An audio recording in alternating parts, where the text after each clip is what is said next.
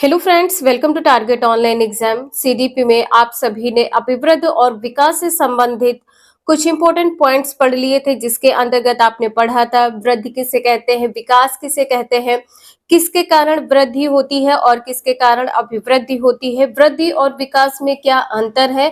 इन सभी पॉइंट्स को आप सभी ने कवर कर लिया होगा, रिपीट कर लिया होगा। विकास एवं वृद्धि से संबंधित पूछे जाने वाले कुछ कथन हैं और विकास की कुछ अवस्थाएं हैं। यहाँ से एग्जाम में आपके क्वेश्चन पूछे जाते हैं। आप लोग वीडियो को लास्ट तक जरूर देखिएगा। चलिए स्टार्ट करते हैं। कथन यहाँ पर है, हरलॉक ने विकास के बारे में क्या कहा है। विकास के परिणाम स्वरूप व्यक्ति में नवीन विशेषताएं और नवीन योग्यताएं प्रकट होती हैं। किसने कहा है? हरलॉक ने कहा है कि विकास के परिणाम स्वरूप, विकास के दौरान व्यक्ति में नवीन विशेषताएं और नवीन योग्यताएं प्रकट होती हैं। विकास की कितनी अवस्थाएं होती हैं? विकास की 5 अवस्थाएं होती हैं।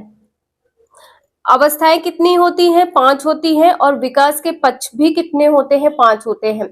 अवस्थाएं कितनी है? 5 है। और पक्ष भी कितने हैं? 5 होते हैं। इसे आप लोग ध्यान रखिएगा। विकास की अवस्थाओं में पहली अवस्था है गर्भाधान अवस्था में, गर्भ से लेकर जन्म तक।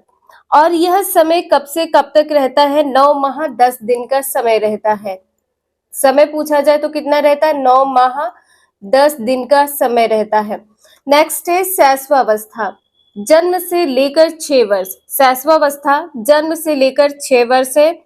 बाल्यावस्था 6 से 12 वर्ष है। बाल्यावस्था क्या है? 6 से 12 वर्ष है। इसे आप लोग ध्यान रखिएगा, 6 से 12 वर्ष है। किशोरावस्था कब से कब तक है? 12 से 18 वर्ष। और प्रौढ़ावस्था 18 वर्ष के बाद की अवस्था होती है। विकास तथा वृद्धि को प्रभावित करने वाले कारक 2 प्रमुख कारक होते हैं, जिसके अंतर्गत परिपक्वता और दूसरा अधिगम है। परिपक्वता किससे आती है? आंतरिक अंगों से आती है या वंशानुगत से आती है। अधिगम में वातावरण के साथ सामंजस्य या अर्जित गुण, जो आप गुण अर्जित करते हैं, ये किसके अंतर्गत आते हैं? अधिगम के अंतर्गत आते हैं। विकास के प्रमुख सिद्धांत हैं। विकास के कौन कौन से प्रमुख सिद्धांत हैं? यहाँ से आपके एग्जाम में क्वेश्चन पूछे जाते हैं। नैतिक विकास का सिद्धांत किससे संबंधित है? लॉरेंस कोहलबर्ग से संबंधित है। मनोलैंगिक विकास सिद्धांत किससे संबंधित है? सिगमंड फ्रायड से। भाषा विकास सिद्धांत नोम चोम्स्की से संबंधित है। संज्ञानात्मक विकास जीन पियाजे से संबंधित है। संज्ञानात्मक विकास को बौद्धिक विकास भी कहते हैं। इसे आप लोग ध्यान रखिएगा। इसे क्या कहते हैं? बौद्धिक विकास भी कहते हैं। मनोसामाजिक विकास किससे संबंधित है? एरिक्सन से। ये जितने भी पॉइंट है 5 है, इन्हें आप लोग नोट डाउन कर लीजिएगा। आपके एग्जाम में यहाँ से क्वेश्चन पूछे जाएंगे। आपका टेट का एग्जाम हो, सीटेट का एग्जाम हो या किसी अदर स्टेट टीचिंग का एग्जाम हो, आपके यहाँ से क्वेश्चन पूछे जाते हैं। नेक्स्ट कथन है क्रो एंड क्रो का। क्रो एंड क्रो ने क्या कहा है? विकास का अध्ययन गर्भ काल से प्रारंभ होकर परिपक्वता की अवस्था तक करता है। क्रो एंड क्रो ने विकास का अध्ययन कब से कब तक माना है? गर्भ काल से प्रारंभ होकर बालक के परिपक्व होने की अवस्था तक माना है। आइजैक का कथन क्या है? बाल मनोविज्ञान का जो संबंध है वह व्यवस्थित परिवर्तन है, जो जन्म से लेकर किशोरावस्था तक चलता है। एक व्यवस्थित परिवर्तन कहा है जो जन्म से लेकर किशोरावस्था तक चलता है। नेक्स्ट, गेसल के अनुसार क्या कहा गया है विकास को? कि विकास एक ऐसी व्यवस्था है जिसका कि निरीक्षण किया जा सकता है। विकास का निरीक्षण किया जा सकता है, मूल्यांकन किया जा सकता है, मापन किया जा सकता है। किसका? विकास का। किसने कहा है? गेसल ने कहा है। इंपॉर्टेंट पॉइंट है, इसे जरूर आप लोग ध्यान रखिएगा। बाल विकास का अध्ययन कब से कब तक माना जाता है? गर्भावस्था से लेकर प्रौढ़ावस्था तक माना जाता है। कहीं कहीं पर आप लोगों को गर्भावस्था से लेकर परिपक्वता या किशोरावस्था तक माना गया है। परिपक्वता या किशोरावस्था जब ऑप्शन ना हो तो आप प्रौढ़ावस्था लगाएंगे। यहाँ पर आप लोग सीक्वेंस देख सकते हैं। गर्भावस्था, शैशवावस्था, इसके बाद में उत्तर शैशवावस्था, बाल्यावस्था, वयासंधि, किशोरावस्था और प्रौढ़ावस्था। ये 7 अवस्थाएं होती हैं। 7 अवस्थाओं का अध्ययन जो है बाल विकास के अंतर्गत किया जाता है। अधिगम क्या होता है? अधिगम वह प्रक्रिया है जो अभ्यास, चुनाव, निर्देशन या प्रयोजन से पूर्ण होती है, उसे अधिगम कहते हैं। आप अपने अभ्यास से अधिगम को प्राप्त करते हैं। अधिगम क्या होता है? सीखना होता है। आप लगातार अभ्यास करेंगे, आप सीख जाएंगे। जैसे आप हाई स्कूल या इंटर में किसी विषय का चुनाव करते हैं जो आपको अच्छा लगता है, जिसमें आपको लगता है कि हाँ आप जल्दी सीख सकते हैं, या किसी के निर्देशन से, या आपका प्रयोजन जो पूर्ण कर देता है, वो क्या है? अधिगम है। विकास के सिद्धांत इंपॉर्टेंट है, यहाँ से आपके एग्जाम में क्वेश्चन पूछे जाते हैं, तो आप लोग इसे इसके मत करिएगा। विकास दिशा का सिद्धांत क्या होता है? इस टाइप के क्वेश्चन आपके एग्जाम में बहुत पूछे जाते हैं और सीटेट में तो कंटिन्यू ही पूछे जाते हैं। शिशु के शरीर का विकास सिर से पैर की ओर होता है। विकास दिशा सिद्धांत में शिशु का जो विकास होता है सिर से पैर की ओर होता है, और मनोवैज्ञानिक इसे क्या कहते हैं? मस्तकाधोमुखी विकास कहते हैं या सिरापुच्छीय दिशा विकास भी कहते हैं। इंग्लिश में क्या बोलते हैं? सेफेलोकॉर्डल डायरेक्शन बोलते हैं। हिंदी में क्या है? मस्तकाधोमुखी विकास या सिरापुच्छीय दिशा। विकास दिशा सिद्धांत में बालक का पहले सिर, इसके बाद में धड़ और बाद में हाथ पैरों का विकास होता है। नेक्स्ट है निरंतर विकास का सिद्धांत। विकास प्रक्रियाओं की निरंतरता का सिद्धांत है। इस तथ्य पर बल देता है। किस तथ्य पर बल देता है? कि कोई भी आकस्मिक परिवर्तन नहीं होता है। विकास में कोई अचानक से परिवर्तन नहीं होता है, इसे आप लोग ध्यान रखिएगा। नेक्स्ट पॉइंट है विकास एक समान गति से भी नहीं होता है, बल्कि अविराम गति से निरंतर चलता रहता है। जो विकास की गति होती है समान नहीं होती है, अविराम मतलब बिना रुके हुए एक निरंतर गति से लगातार चलता रहता है। विकास जो होता है लगातार चलता रहता है।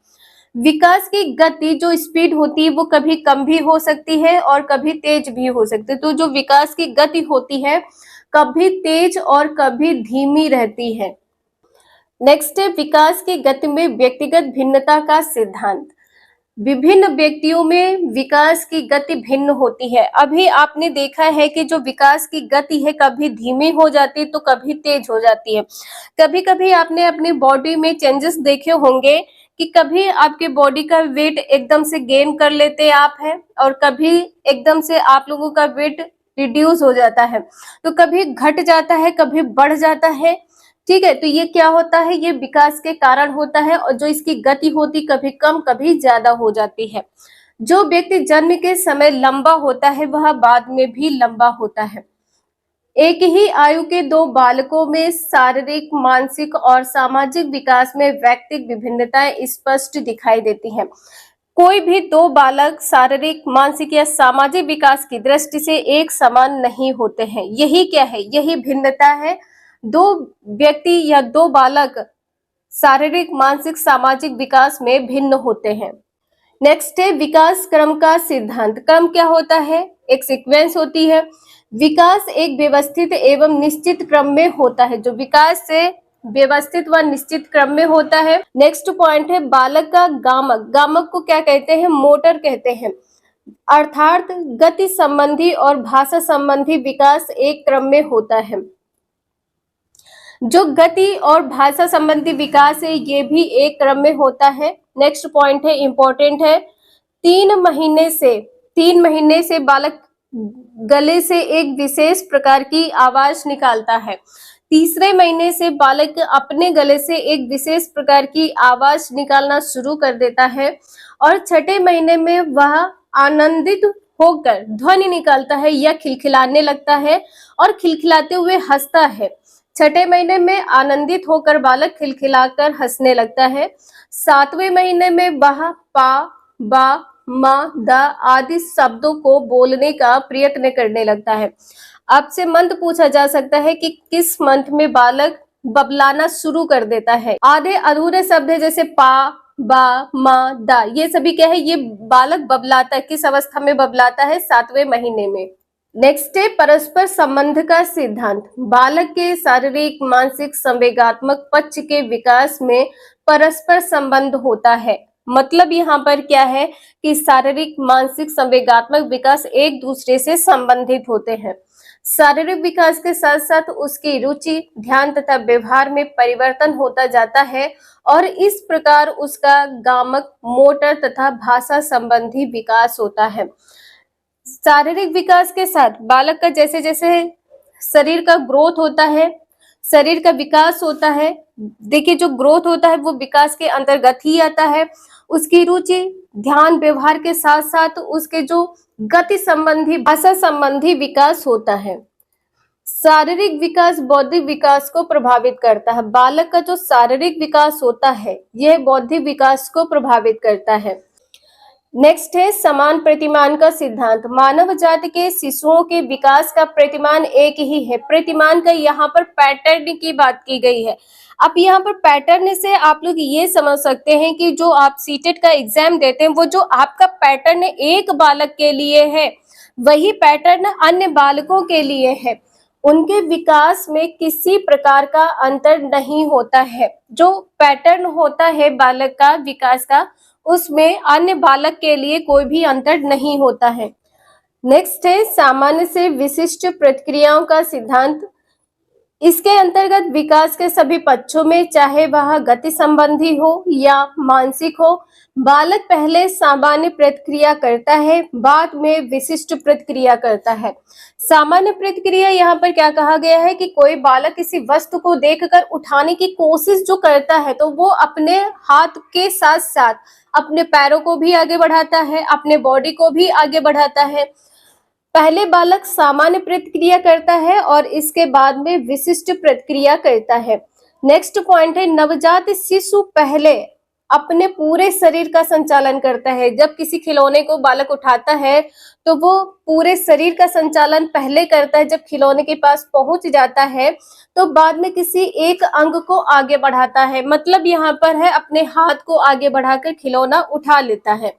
नेक्स्ट है वंशानुक्रम व वातावरण का अंतःक्रिया का सिद्धांत। वंशानुक्रम और वातावरण आपस में एक दूसरे से अंतः संबंधित होते हैं। ये विकास के कुछ इंपॉर्टेंट पॉइंट्स थे, इन्हें आप लोग स्किप मत करिएगा। आपके एग्जाम में यहाँ से क्वेश्चन पूछे जाएंगे। वीडियो यूजफुल लगे लाइक करें, चैनल को सब्सक्राइब करें एंड शेयर करें। Thank you for watching this video.